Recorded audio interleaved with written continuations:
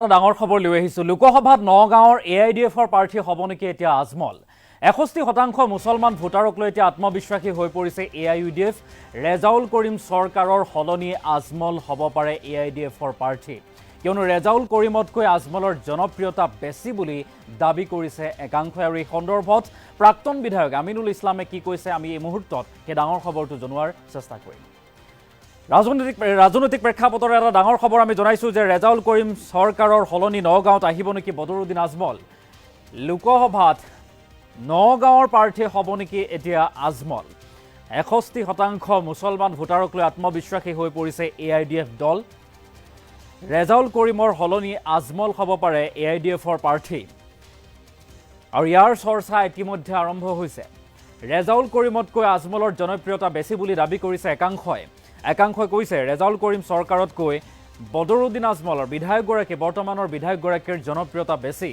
দলৰ একাংশই প্ৰাৰ্থী হিচাপে বিচাৰিছে এতিয়া দলটোৰ সভাপতিগৰাকীক বা মুৰব্বীগৰাকীক আৰু এই কথা সদৰি কৰিছে প্ৰাক্তন বিধায়ক আমিনুল ইছলামে ধিঙৰ প্ৰাক্তন বিধায়ক আমিনুল ইছলামে এই কথা সদৰি কৰিছে ৰাহুল গান্ধীক প্ৰধানমন্ত্ৰী ৰূপে বিচাৰি পূৰ্বে ভোট দিছিল এতিয়া কংগ্ৰেছক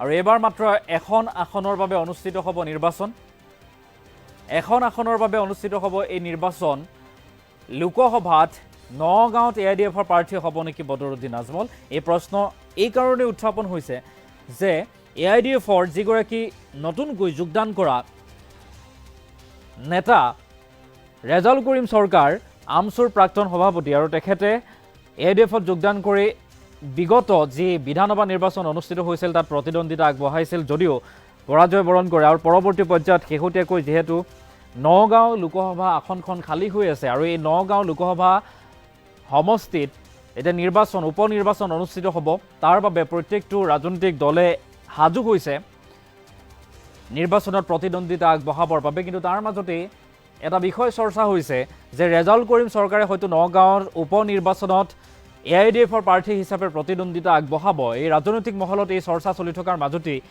এটা ডাঙৰ খবৰ পোহৰলৈ আহিছে বা দলৰ এগৰাকী নেতাই দলটোৰ যিগৰাকী মুৰব্বী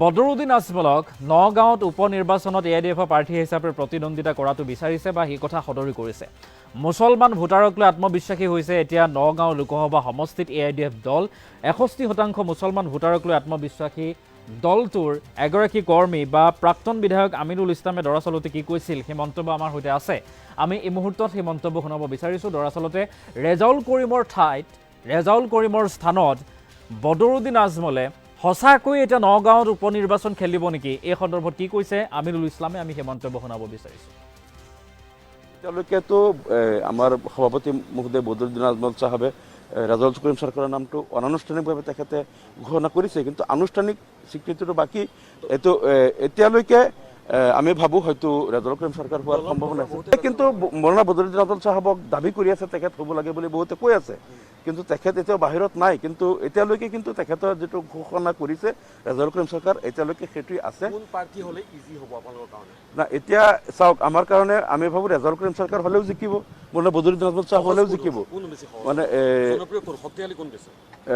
এই কথাটো মানে এতিয়া মানুহে UDFক ভোট দিব কথা এটাই গতিকে মৌলানা বদৰুদ্দিন আজমল চাহাবৰ যিটো ব্যক্তিত্ব বা তেখেতৰ যিটো তিনিবাৰ পাৰ্লিয়ামেণ্টত তেখেতৰ যিটো পাৰফৰ্মেঞ্চ এই কথাটোতো কাৰো তুলনা নাই তেখেত উত্তৰ পূৰ্বাঞ্চলৰ শ্ৰেষ্ঠ সাংসদ হিচাপেও তেখেত বিবেচিত হৈছিল দুবাৰমান গতিকে বদৰুদ্দিন আজমল চাহাব সভাপতি হিচাপে ইণ্টাৰনেশ্যনেল ফিগাৰ হিচাপে তেখেতৰ যিটো ওজন সেইটোতো আমাৰ কাৰো নাই এইটো মোৰো নাই আমাৰ দলৰ কোনো প্ৰাক্তন বিধায়কৰ নাই বা ৰেজাউল কৰিম চৰকাৰ কাৰো তাৰ সেইটো ইমেজ নাই যিটো ইমেজ মৌলানা বদৰুদ্দিন আজমল চাহাবৰ আছে কিন্তু তেখেত খেলে নে নেখেলে সেইটোৱে কথা তেখেত এতিয়ালৈকে কিন্তু খেলিম বুলি মান্তি হোৱা নাই বা কোৱা নাই ৰাইজে বহুতে বিচাৰিছে কিন্তু ৰাইজে বহুতে কিন্তু কৈ আছে না দলে মানে আমাৰ দলৰ তৃণমূল কৰ্মী বহুতে কৈ আছে গতিকে সেইটো পিছলৈ নাজানো কিবা যদি হেৰি হয় কিন্তু এতিয়ালৈকে আমি ৰেজাউল কৰিম চৰকাৰ প্ৰাৰ্থী হ'ব বুলি 12,13,000 মুছলিম ভোটাৰ 61% আৰু ইয়াত আছে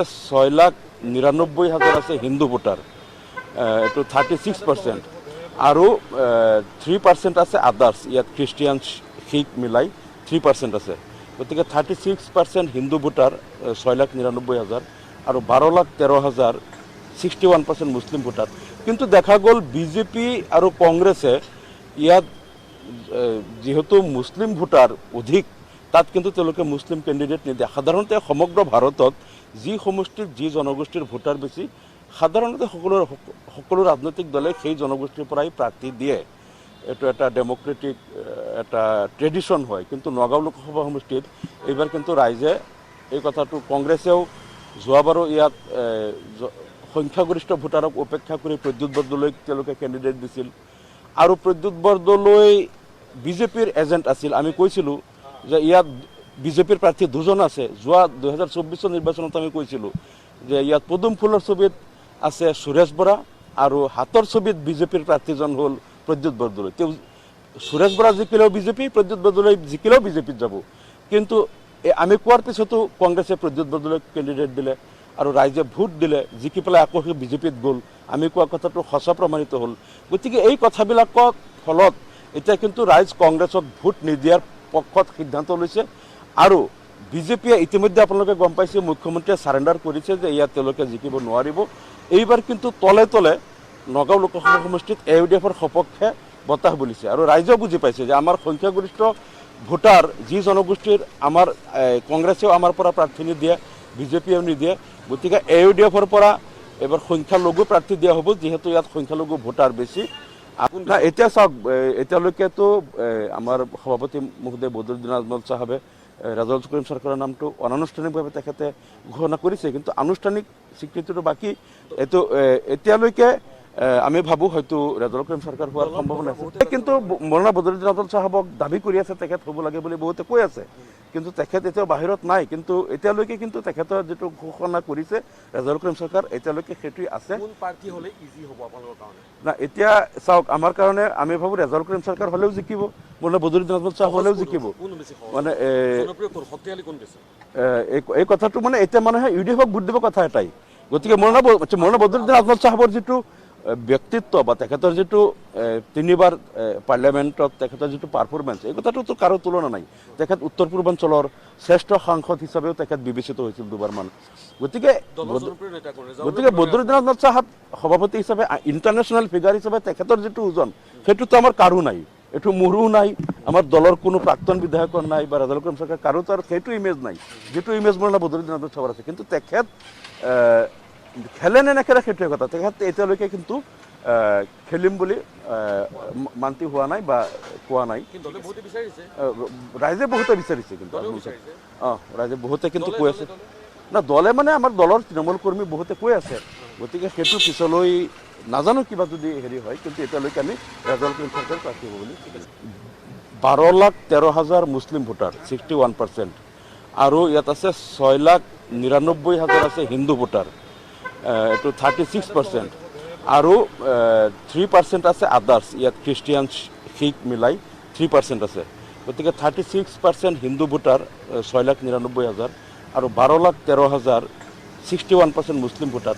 কিন্তু দেখা গ'ল বিজেপি আৰু কংগ্ৰেছে ইয়াত যেহেতু মুছলিম ভোটাৰ অধিক, তাত কিন্তু তেওঁলোকে মুছলিম কেণ্ডিডেট নিদিয়ে। সাধাৰণতে সমগ্ৰ ভাৰতত যি সমষ্টিৰ যি জনগোষ্ঠীৰ ভোটাৰ বেছি, সাধাৰণতে সকলো ৰাজনৈতিক দলে সেই জনগোষ্ঠীৰ পৰাই প্ৰাৰ্থী দিয়ে। এইটো এটা ডেম'ক্ৰেটিক এটা ট্ৰেডিশ্যন হয়। কিন্তু নগাঁও লোকসভা সমষ্টিত এইবাৰ কিন্তু ৰাইজে এই কথাটো, কংগ্ৰেছেও যোৱাবাৰো ইয়াত সংখ্যাগৰিষ্ঠ ভোটাৰক উপেক্ষা কৰি প্ৰদ্যুৎ বৰদলৈক তেওঁলোকে কেণ্ডিডেট দিছিল।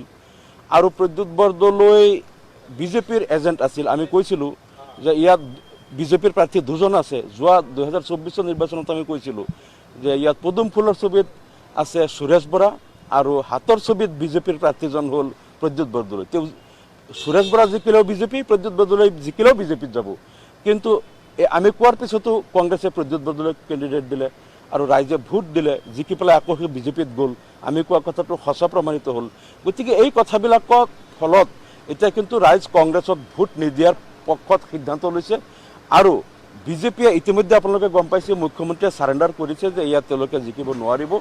এইবাৰ কিন্তু তলে তলে নগাঁও লোকসভা সমষ্টিত AUDFৰ সপক্ষে বতাহ বলিছে। আৰু ৰাইজেও বুজি পাইছে যে আমাৰ সংখ্যাগৰিষ্ঠ ভোটাৰ যি জনগোষ্ঠীৰ, আমাৰ কংগ্ৰেছেও আমাৰ পৰা প্ৰাৰ্থী নিদিয়ে, বিজেপিয়েও নিদিয়ে। গতিকে AUDFৰ পৰা এবাৰ সংখ্যালঘু প্ৰাৰ্থী